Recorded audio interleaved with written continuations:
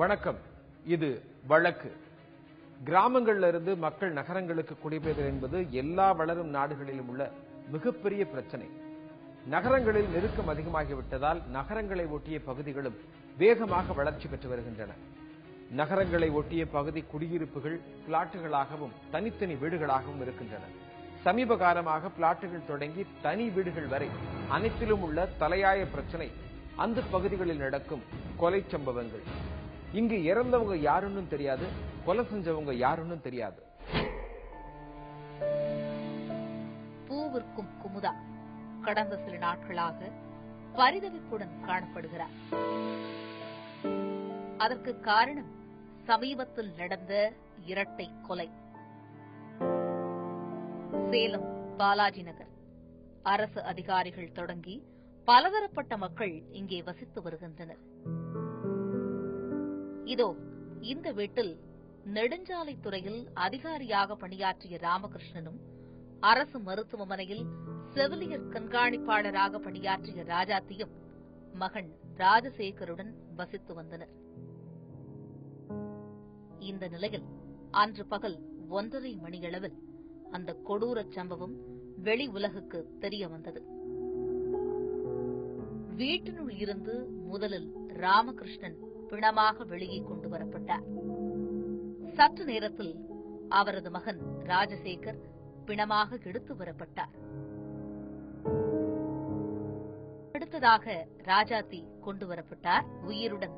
ஆனால் அபாய கட்டத்தில் இருந்த ராஜாத்தி உடனடியாக மருத்துவமனைக்கு கொண்டு செல்லப்பட்டார். அந்த பகுதியே அதிர்ந்து போய் நின்றது அங்கு கண்ட காட்சிகளை கண்டு. மத்தியானம் 1:30 மணிக்கு அளவில் பார்த்துருக்காங்க. அவங்க வீட்டில் வேலை செய்கிற மேஸ்திரிங்க மத்தியானம் லஞ்சுக்கு அமௌண்ட் கேட்க போயிருக்காங்க. அப்போ பார்த்தா 3 பேரும் ரத்த இடத்துல இறந்துருக்காங்க. தலையில் வெட்டியிருக்காங்க. அந்த பையனை கழுத்தில் எடுத்திருக்காங்க. அதான் பீரோலாம் உடஞ்சிருக்கு. 2 பேர் மேல் 2 பேர் டெத்து. ராமகிருஷ்ணன் அண்ட் அவர் சன் ராஜசேகர். பட்டப்பகலில் இப்படி ஒரு சம்பவமா என்று மக்கள் அதிர்ந்து போய் நிற்க காவல்துறையினர் துரித விசாரணையில் இறங்கினர். இப்போ நம்முடைய இன்வெஸ்டிகேஷன் பிரிலிமினரி ஸ்டேஜ் மட்டும் இருக்கு. அது கொஞ்சம் இன்வெஸ்டிகேஷன் 2-3 மணி நேரம் பண்ணி வச்சுன்னா ஆட்டோமேட்டிக்கலா நமக்கு தெரியும். இது டைம்ல இப்போ ஸ்டார்ட் பண்ணிட்டு இருக்காங்க. சார் பீரோலாம் உடைஞ்சிருக்கதா சொல்றாங்களே சார். சார் பீரோலாம் உடைஞ்சிருக்கு. இப்போ அதை மட்டும் சொல்ல முடியாது. அவங்க இன்வெஸ்டிகேஷன் பண்ணிடுறாங்க. முடிச்சுட்டு சொல்லுங்க. சிகிச்சையில் இருக்கும் ராஜாத்தியிடம் காவல்துறையினர் முதல்கட்ட விசாரணை நடத்திய போது காலை 8 மணிக்கு 4 பேர் தங்களை வெட்டியதாக தெரிவித்துள்ளார். 8 மணிக்கு நடந்ததா அந்த அம்மா சொல்லியிருக்காங்க.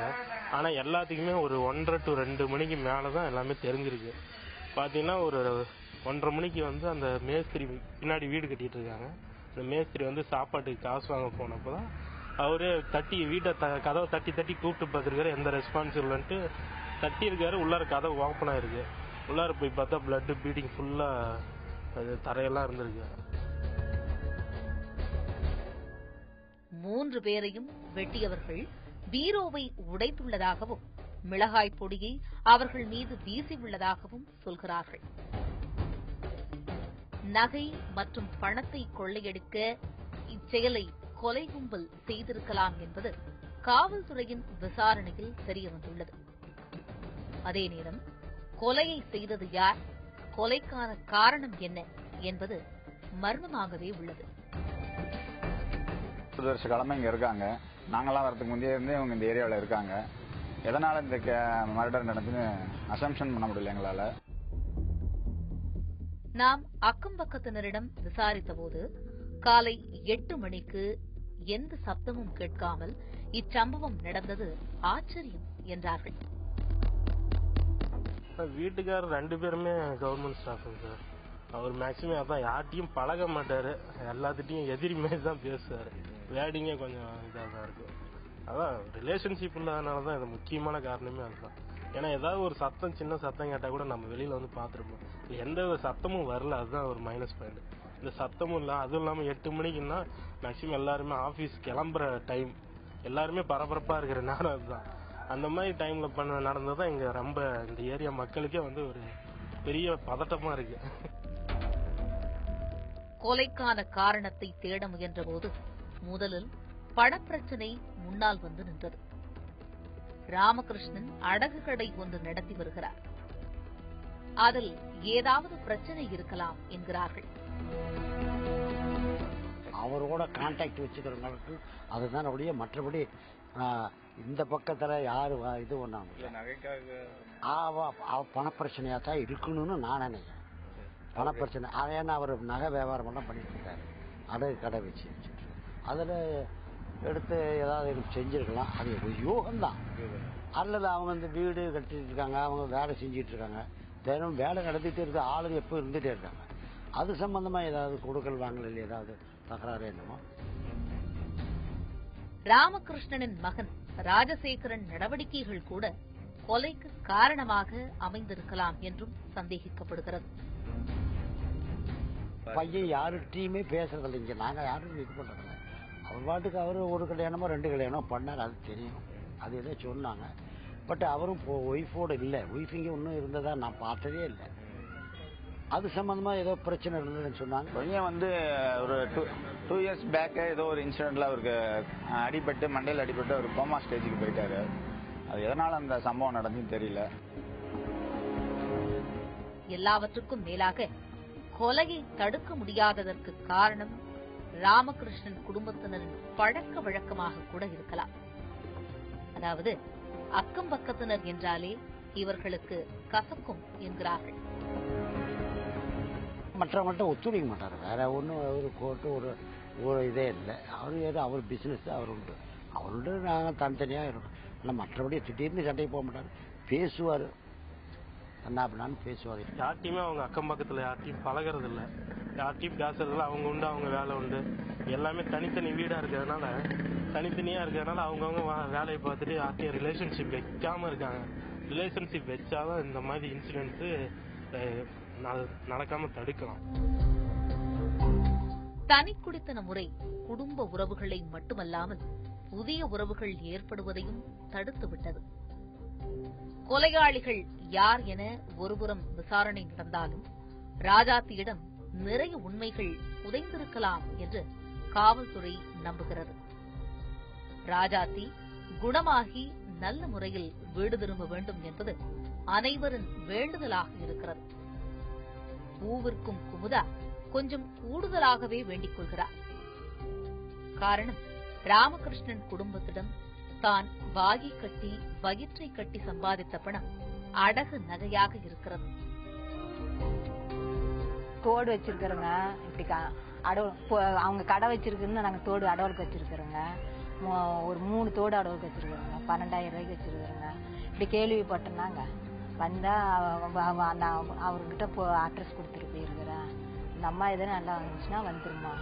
ஏதோ எங்க பொருள் கிடைச்சா போதுன்னு நினைக்கிறேங்க. கஷ்டப்படுறாங்க. ஏதோ இவங்க பக்கத்திலே இருக்குது, நம்ம வைக்கிறோம், நம்ம பிடிக்கிறோங்க. அதுதான் தெரியும் நம்மளுக்கு. எங்க அக்காவும் வச்சிருக்குதுங்க. எங்க அக்கா 2 பவுன் செயின், ஒரு மோதிரம், ஒரு கல் வச்சு தோடு எல்லாம் வச்சிருக்குது அவர்கிட்ட.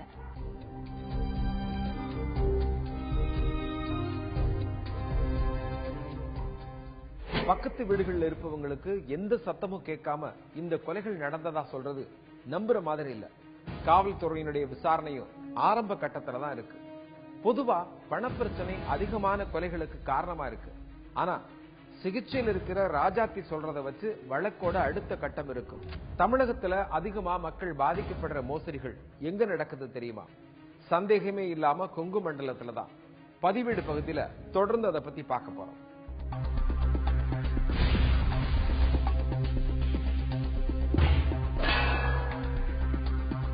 முதல்ல பைன் ஃபியூச்சர் மோசடி பத்தி இன்னைக்கு பார்க்க போறோம். கோவை பீளமேட்டை தலைமையிடமாக கொண்ட பைன் ஃபியூச்சர் நிதி நிறுவனம் 818 கோடி ரூபாய் மோசடி செய்ததா சொல்லப்பட்டது. அதன் நிர்வாக இயக்குநர்கள் கைது செய்யப்பட்ட நிலையில இந்த வழக்குல 172 பக்க குற்றப்பத்திரிகை தாக்கல் செய்யப்பட்டிருக்கிறது.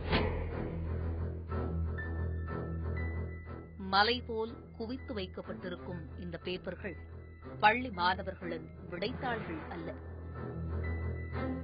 இவை அனைத்தும் ஃபைன் ஃபியூச்சர் நிறுவனத்திற்கு எதிரான புகார் மனுக்கள். கோவை மாநகர கமிஷனர் அலுவலகத்தில் வேறு வழியில்லாமல் இப்படி அடுக்கி வைத்திருக்கிறார்கள். இந்த 20,000 மனுக்களால் கைது செய்யப்பட்டிருக்கின்றனர் விவேக், செந்தில்குமார், நித்யானந்தம் ஆகிய 3 பேர். இவர்கள் மீது 818 கோடி ரூபாய் மோசடி செய்ததாக புகார் கூறப்பட்டுள்ளது. சென்னையில் கைது செய்யப்பட்டு போலீஸ் கஸ்டடி பெட்டிஷன் கொடுத்து 9 நாட்கள் காவலில் எடுத்து விசாரிக்க அனுமதி கொடுத்துள்ளார்கள். இன்னும் 9 நாட்கள் அவர்கள் போலீஸ் காவலிலிருந்து விசாரணை செய்யப்படுவார்கள். தமிழகம் முழுவதும் கிட்டத்தட்ட பல 100 கோடிகள் வசூல் செய்து பொதுமக்களை ஏமாற்றி இன்று இவர்கள் இந்த வழக்கில் சிக்கியுள்ளார்கள். மேலும் தமிழக அரசு கடுமையான நடவடிக்கை எடுத்து கடும் முயற்சியில் இந்த 3 குற்றவாளிகளை கைது செய்திருக்கிறார்கள். பீளமேட்டில் நிதி நிறுவனம் நடத்தி வந்த இவர்களிடம் 10,000 ரூபாய் முதல் கோடி ரூபாய் வரை பல்வேறு தரப்பினரும் முதலீடு செய்திருந்தனர். மலைபோல் குவிந்திருந்த மனுக்களில் சாரதா என்பவரின் கணவரை தொலைபேசியில் பிடித்தோம். ஃபர்ஸ்ட் 10,000 கட்டணும் சார். 3 மாசம் வந்து இன்ட்ரெஸ்ட் கொடுத்தாங்க சார். மறுபடியும் 10 ரூபா கட்டணுங்க சார். அதுக்கு ஒரு மாசம் கூட இன்ட்ரெஸ்ட் வரலைங்க சார். அப்புறம் இந்த மாதிரி ஆயிடுச்சு, கம்பெனி திவால் ஆயிடுச்சு அப்படின்னு சொல்லி சொன்னாங்க. 10,000 ரூபா கட்டினா 800 ரூபா மாசம் வசதி தரேன்னு சொல்லி சொன்னாங்க சார். எங்க ஏரியாவில் சார் கிட்டத்தட்ட 5 கோடி ரூபாய்க்கு பக்கம் கட்டிருக்காங்க சார். நிறைய கட்டிருக்காங்க சார். கம்மியா கட்டினது நாங்க ஒருத்தர் தாங்க சார். எங்க ஏரியாவுல குடியிருக்க ஆளுகளா ஒரு 3 பேர்த்த வந்து அவங்க ஏஜென்ட் மாதிரி போட்டாங்க சார். அவங்க மூலியமா எல்லா காசையும் வசூல் பண்ணி இவங்க வாங்கிட்டாங்க சார். ஃபைன் ஃபியூச்சர் தரப்பில் வாடிக்கையாளர்களை கவர சுற்றுலா அழைத்துச் சென்று ஆசை காட்டியுள்ளனர். 1 லட்சம்ங்க. சரிங்க. மாசம் 10,000 சொன்னாங்க. ஃபர்ஸ்ட் 1 மாசத்துக்கு 10,000 ரூபாய் கொடுத்துட்டாங்க. அதுக்கு பிறகு 2வது மாசம் இந்த மாசம் எங்கேயும் லேட் ஆகுங்க, மறுபடியும் அடுத்த மாசம் வந்துருமா, அதுக்குள்ள இந்த பிரச்சனை வெளியாயிருக்குங்க. நாங்க கடைசி நேரத்துல வந்தோமுங்க. நான் ஃபர்ஸ்ட்ல 1 மாசம் முன்னாடி எனக்கு தெரிஞ்சது, இதுக்கு முன்னாடி 8 மாசம் 9 மாசம் வாங்கிட்டுங்க. அப்ப வாங்குறவங்க 50 ரூபாய் பஸ் போட்டுறாங்க. கிட்டத்தட்ட 35-45 ரூபா வந்துருங்க. 50க்கு 5 ரூபா மாசம்ங்க. அப்ப 45 ரூபாய்க்கு பக்கம் வந்தோன்னு 1 ரூபா 2 ரூபாய் மறுபடியும் எக்ஸ்ட்ரா புடிச்சுங்க. இது வந்து வாங்கி எக்ஸ்ட்ரா கட்டி பார்த்தா மாசம் 20,000 மாசம் 30,000 வருமானம் வரப்பட்டுன்னு நினைச்சிட்டு ஒரு 3 லட்சம் 2 லட்சம் எல்லாம் மொபைல் முன்னுக்கு பணத்தை முடி நஷ்டாசி இந்த காரத்தூள் கைவிரி எல்லாம் 1 கோடிக்கு பக்கமா எல்லாம் போட்டுருக்காங்க. நிறைய 10-20 இருக்காங்க. ஃபர்ஸ்ட் சொன்னதை பார்த்தாங்க. இதை வாங்கினாங்கன்னா என்னமோ ஒரு லேண்ட் வாங்கிங்க, லேண்ட் பத்தி எக்ஸ்ட்ரா வர மாதிரி மதியம் என்னமோ மெட்ராஸ்லயே என்னமோ பொருள் வாங்கி அது எக்ஸ்ட்ரா 10% லாபம் வருது எங்களுக்கு. கொடுக்கறது வந்து பெரிய விஷயம் இல்ல. இதுல வந்து எங்களுக்கு அதிகமா வரும் சார். இது ஊட்டி உங்களுக்கு கொடைக்கானல் டூர் மாதிரி கூட்டிட்டு போய் எக்ஸ்ட்ரா இது விமர்சனம் பண்ணாங்க. அப்பெல்லாம் ஒரு ரூம் இல்ல. இது வந்து நீங்க போட்டீங்கன்னா மாசம் 10,000 நாங்க எப்படி இதுல இருந்து நாங்க கொடுக்கறோங்கிறது உங்களுக்கு அதிசயம் மாசம் தெரியும். எங்களுக்கு இதுல வந்து எங்களுக்கு 20% லாபம் வருது, 30% லாபம் வருது. ஆட்களை பிடித்துக் கொடுத்தால் கமிஷன் கிடைக்கும் என்று உறுதி கூறப்பட்டது. அதனால் சங்கிலி தொடர் போல் ஏராளமானவர்கள் ஃபைன் ஃபியூச்சரில் முதலீடு செய்தனர். இந்த 1,00,000 ரூபா முடிச்சு 200 ரூபா கொடுத்துறாங்க. இந்த மாசம் வந்துருதுங்க. 200 ரூபா 200 ரூபா அவங்களுக்கு வந்துடுற மாதிரிங்க. ஏற்கனவே 50 ரூபா போட்டு வச்சிருக்காங்க இல்லைங்க. ஆமா. அதுக்கு பிறகு யாராச்சும் 4 பேருக்கு புடிச்சு கொடுத்தாங்க. 4-2 அந்த மாதிரி பண்ணி விட்டாங்க. புடிச்சு கொடுத்து எக்ஸ்ட்ரா 4 லட்சத்துக்கு மேல முடிச்சவங்களுக்கு மாசம் 4,000 ரூபாய் மாதிரி கமிஷன் கொடுத்தாங்க. ஆரம்பத்தில் முதலீடு செய்தவர்களுக்கு பணம் கொடுக்கப்பட்டு வந்ததாக சொல்கிறார்கள். ஆனால் போக போக பணம் கிடைக்காமல் போகவே தாங்கள் ஏமாந்து விட்டதை உணர்ந்துள்ளனர் முதலீட்டாளர்கள். அதே நேரம் கைதானவர்களை விசாரித்த காவல்துறை மக்கள் பணத்தில் இவர்கள் சொகுசு வாழ்க்கை நடத்தியதை கண்டுபிடித்தது. 30 அசையா சொத்துக்கள், சொகுசு கார்கள், 3 கோடிக்கு நகைகள், நடிகைகளுடன் உல்லாச வாழ்வு என்று பொதுமக்களின் பணத்தை செலவு செய்திருக்கின்றனர். இந்த மோசடிகளில் அதிக அளவில் பாதிக்கப்பட்டவர்கள் கணினி பயன்படுத்தும் அளவிற்கு படித்தவர்களே ஆவர். மேலும் இந்த மோசடிகளில் ஏமாந்தவர்கள் இதுவரை 7 பேர் தற்கொலை செய்து கொண்டனர். ஆனால் இந்த வெள்ளை சட்டை குற்றவாளிகள் சட்டத்தின் ஓட்டையில் எளிதில் வெளியே வந்து விடுவார்கள் என்று சமூக ஆர்வலர்கள் அங்கலாய்க்கின்றனர். இவர்களிடம் நடத்திய விசாரணைக்கு பின்பு 172 பக்க குற்றப்பத்திரிகை, 357 சாட்சிகள், 285 ஆவணங்களும் கோர்ட்டில் தாக்கல் செய்யப்பட்டுள்ளது. நிதி சார்ந்த குற்றங்களுக்கு தனி நீதிமன்றம் செயல்பட்டு வருவதால் விரைவில் அனைவருக்கும் பணம் திரும்ப கிடைக்கும் என்றே சொல்லப்படுகிறது. இதற்கிடையே இந்த வழக்கை ஆரம்பத்தில் இருந்து விசாரித்து வந்த வழக்கின் பொறுப்பு அலுவலர் பாலாஜி சரவணன் இடமாற்றம் செய்யப்பட்டுள்ளார். அவர் ஏன் இடமாற்றம் செய்யப்பட்டார் என்பதில் 1000 கேள்விகள் பொதிந்துள்ளன. பொதுவா பொதுமக்கள் கிட்ட வசூல் செய்யப்பட்ட பணம் நிறுவன முதலாளிகளின் உல்லாச வாழ்க்கைக்கு பயன்படுத்தப்பட்டிருக்கு. யார் பணத்துல யார் சொகுசா வாழ்க்கை நடத்துறது?